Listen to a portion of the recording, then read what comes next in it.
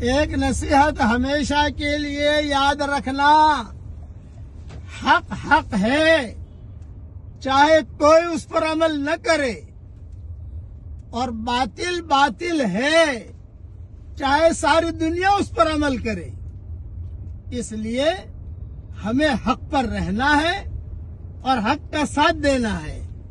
اللہ تعالیٰ نے قرآن میں فرمایا ہے، یا ایھا الذین آمنوا اتقوا اللہ وکونوا مع الصادقین، اے ایمان والو اللہ سے ڈرو اور سچوں کے ساتھ رہو۔